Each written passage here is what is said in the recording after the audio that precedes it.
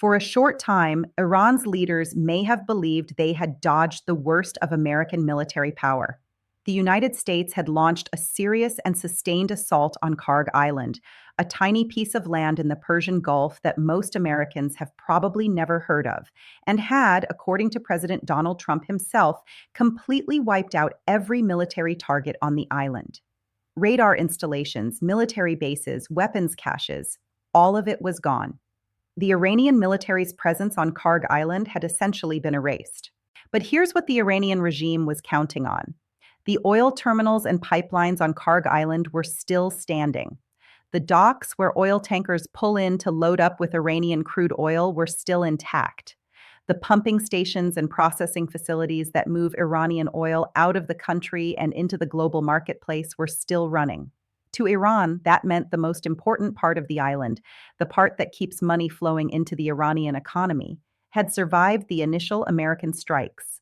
That relief, however, appears to have been short-lived, because new reporting suggests the United States isn't done with Kharg Island, not by a long shot. In fact, what the U.S. is now moving toward the region could represent the largest and most consequential ground operation against Iran in modern history. And if the Americans pull it off, it could bring the Iranian regime to its knees in a way that no amount of bombing has been able to do.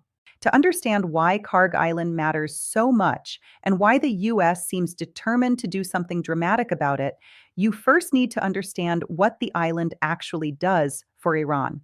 Then you need to understand what the United States is sending toward it, why it's being sent, and what the possible outcomes look like. This is a complex, fast-moving situation, but it's one that every American should be paying attention to. What is Kharg Island, and why does anyone care about it? Kharg Island is a small strip of land in the northern part of the Persian Gulf, just off the coast of Iran. It measures roughly 5 miles from one end to the other. If you flew over it, you might not think much of it. It's not a particularly dramatic or scenic piece of real estate. There are no famous cities on it, no historic monuments, no tourist attractions. It's hot, flat, and industrial looking. But what Kharg Island lacks in natural beauty, it more than makes up for in strategic importance. This small island is where somewhere between 85 and 95% of all of Iran's crude oil exports are processed and shipped out of the country. According to CBS News, nearly every drop of oil that Iran sells to the outside world passes through the terminals and pipelines on Kharg Island at some point before it gets loaded onto a tanker and sent to wherever it's going. Iran sits on roughly 10% of the entire world's proven oil reserves. Oil is not just a major industry in Iran, it is the industry. It's the financial backbone of the Iranian government. Without oil revenue, the Iranian regime would struggle to pay its military, fund its nuclear program, support its network of proxy militias across the Middle East, or maintain the basic functions of government. The most recent reliable figures from 2024 show that Iran brought in more than $46 billion in oil revenue in a single year. If up to 95% of that money flows through Kharg Island, then the island is responsible for generating more than $43 billion of Iran's annual budget. Losing Kharg Island, and whether through destruction, blockade, or military occupation, would blow a $43 billion hole in Iran's economy. And that's in a year when Iran's economy was already struggling under the weight of years of international sanctions. This is why the island matters. This is why the United States is paying so much attention to it. And this is why the Iranian regime is watching nervously as American military assets continue to build up in the surrounding waters. Operation Epic Fury, the bigger picture. To understand the current situation fully, you need to zoom out a little and look at the broader military operation that is currently underway.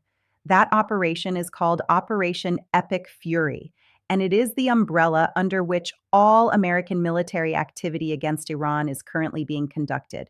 Operation Epic Fury is not just about Kharg Island. It's a broader effort by the United States to apply pressure on Iran militarily, economically, and diplomatically in response to Iran's behavior in the region.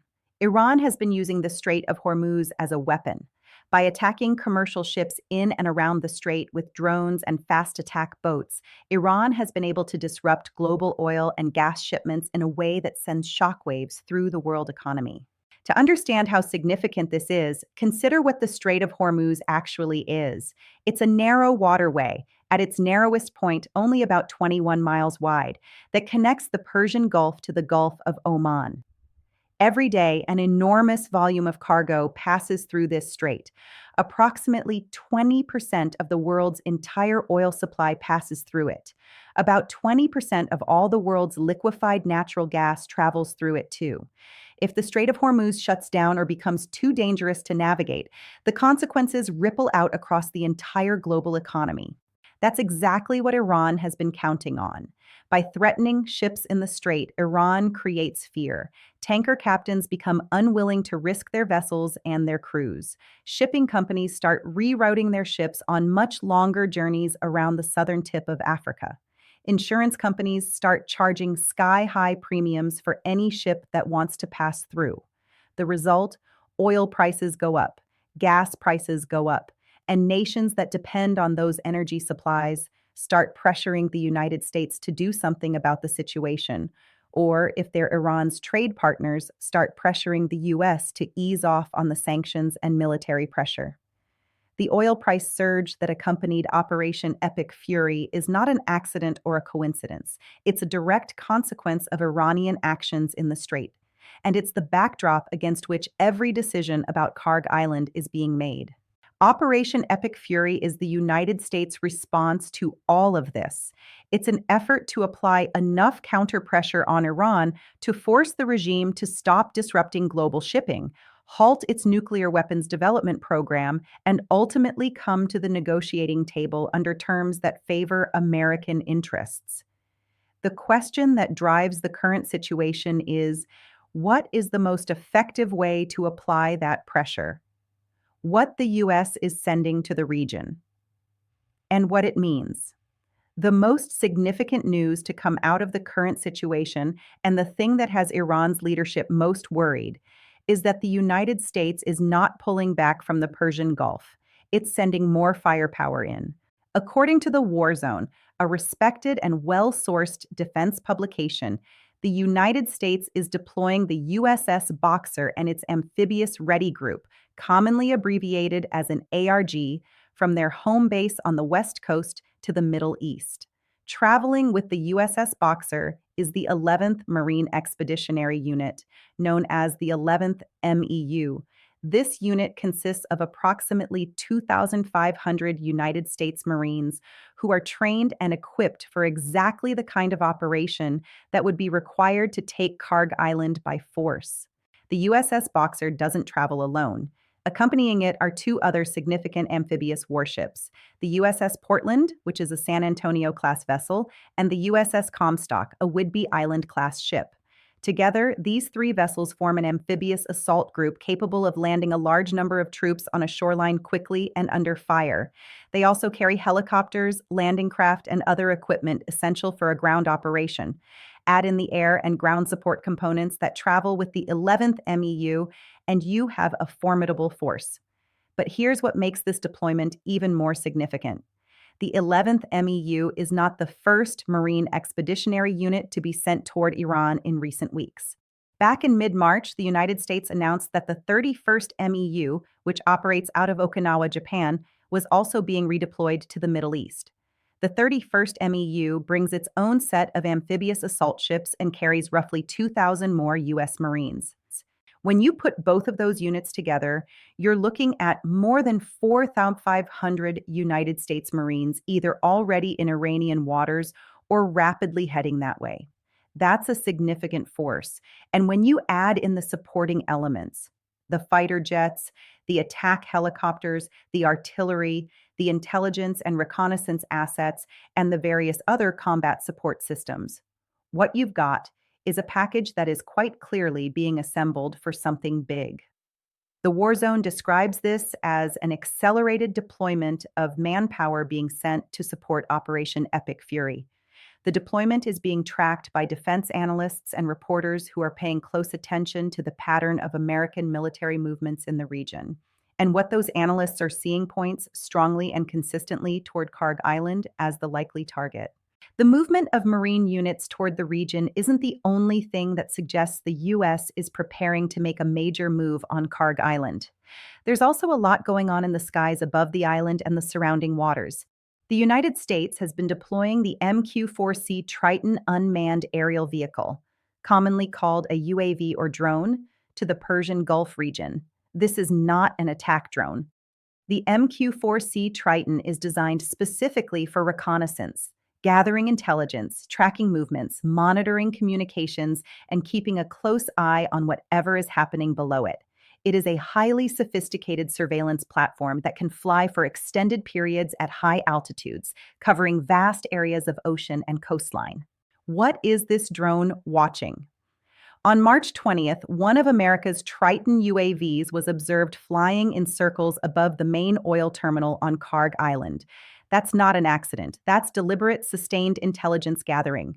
The U.S. military is watching Kharg Island closely, tracking what Iran is doing there, cataloging the layout of its defenses, identifying targets, and building the kind of detailed picture that military planners need before they make any move. The Triton deployment is consistent with pre-operation reconnaissance. Before the United States conducts a major military operation, whether it's an air campaign, a naval blockade, or a ground assault, it needs detailed, real-time intelligence about the target. The fact that the Triton is orbiting Kharg Island suggests that the U.S. is actively preparing options, not simply watching passively. There is also the matter of additional aircraft that have been moved into the Strait of Hormuz region. The United States has announced the deployment of both AH-64 Apache attack helicopters and A-10 Warthog ground attack aircraft to the area. Both of these platforms have specific roles they can play in the strait itself, particularly when it comes to dealing with the fast attack boats and drone swarms that Iran likes to use to harass commercial shipping. But history tells us that these particular aircraft serve another purpose as well. Think back to the early days of the American invasions of Afghanistan and Iraq. The A-10 Warthog and the Apache helicopter were among the first aircraft deployed in both of those conflicts. Their role was to prepare the battlefield for ground troops, destroying fortified positions, taking out enemy vehicles and artillery, attacking supply lines, and generally degrading the enemy's ability to resist an incoming ground assault. They didn't just provide air cover during the actual invasion.